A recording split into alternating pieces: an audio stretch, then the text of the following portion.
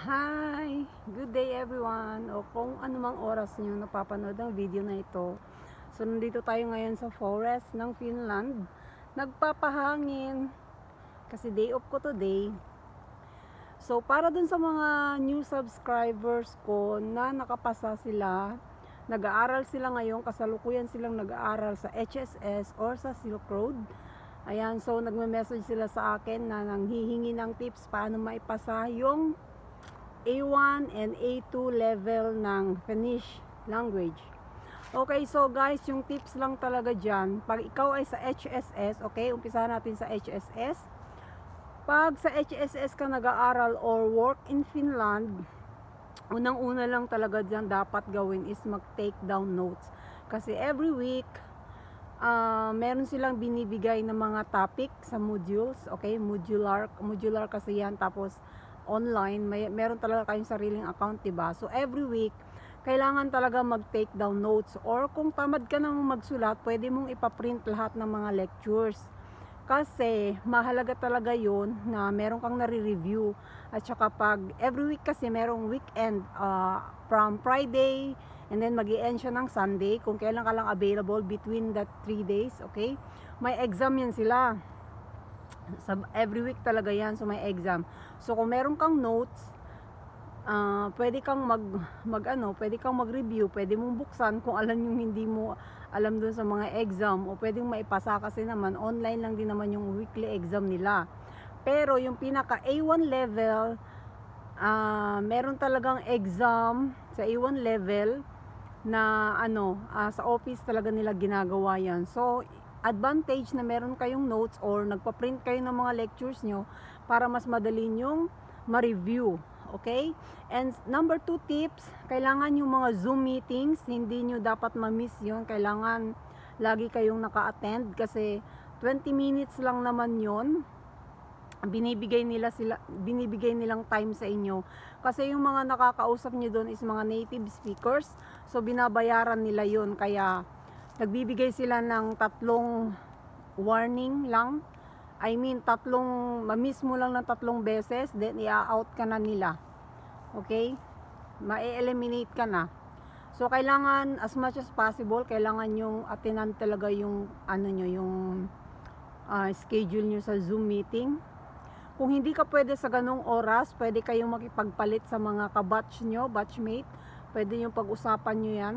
Pwede kayong mag-change ng kasi mahirap talaga dyan pag nasa Hong Kong ka or OFW ka sa Asia. Syempre may trabaho, minsan pag nabibigyan ka ng early time like 9, hindi ka pa tapos sa trabaho mo, so parang ma-miss mo yung Zoom meeting mo. So makipagpalit or makipag-swap sa batchmate, yun yung mga paraan na ginawa namin para hindi namin ma-miss yung aming mga schedule sa Zoom.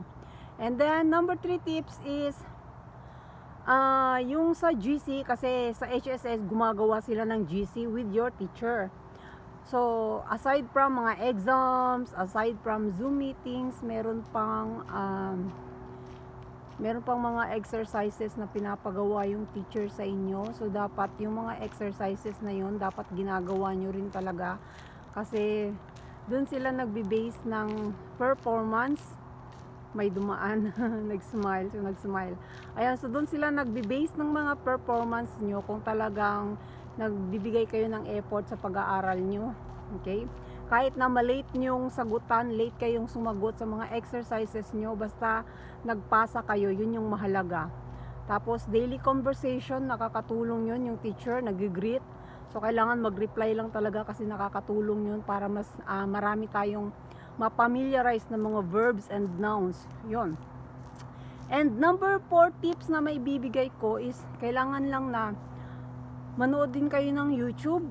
May mga dyan, yung mga kantang pambata, may mga songs na Finnish, na may mga lyrics. Yun, so ako pag free time ko or may nagtatrabaho ako dati sa Hong Kong, pag may ginagawa ako, nag-headset lang ako, nakikinig ako ng mga kanta or yung mga kantang pambata para mas madali mong ma-memorize yung days, numbers, colors, yung mga ganun. Nakakatulong din siya. Para mas ma-familiarize mo yung kanilang mga words, okay? And ano pa bang tips? Um, Doon din sa section ng ng module nyo every week, merong super radio doon. So pakinggan nyo rin talaga yun. Mahalaga na bawat kasi by column yun eh. Bawat column talagang i-check nyo at pakinggan nyo. May mga exercises yun, mga extra activities na pinapagawa sa inyo, pinapasagutan sa inyo. Kailangan yung buksan lahat yon kasi mas nakakatulong. Yung super radio din doon, minsan kasi pag self-study lang, di ba, parang ang hirap kasi walang nagpapaliwanag. So doon may opportunity na makakinig ka ng mga paliwanag kung paano, bakit ganito, mag-construct ng mga sentences. Meron doon na teachers na nag-uusap silang dalawa. It's like a conversation. Magandang pakinggan nyo lagi yon kasi mas doon nauunawaan nyo. Okay? So yun, ano pa bang tips? Yun, basta magbigay lang talaga ng efforts. Wala na siguro, yun lang naman yung mga paraan na ginawa talaga namin. Okay, mag-take efforts talaga. Wag yung parang pag may time ka lang magre-review ka or mag-study ka. Kailangan time manage talaga. Kahit na busy ka sa Hong Kong, isa kang OFW, may trabaho ka. Okay, kailangan talaga pag may free time ka, ugaliin na magbasa.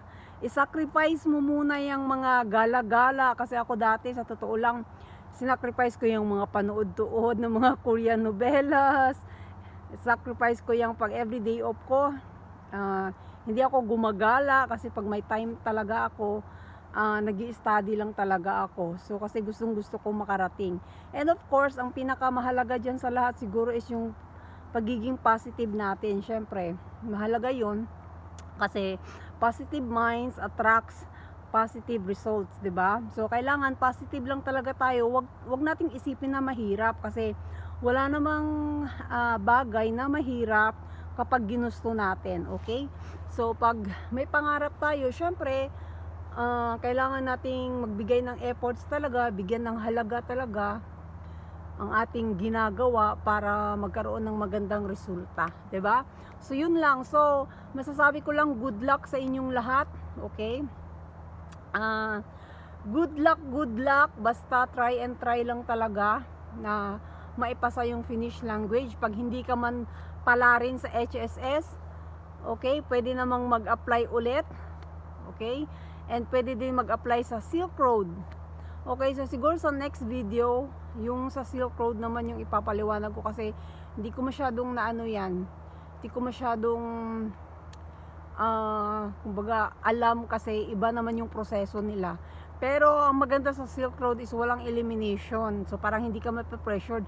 Pag hindi ka nakapasa sa kanilang interview kasi parang twice a week or I mean after 2 weeks yung interview nila or after 1 month, ganun. Pag hindi ka makapasa sa interview nila, pwede lang aralin mo ulit and then pa-interview ka ulit hanggang makapasa ka. So ganun yung proseso sa kanila.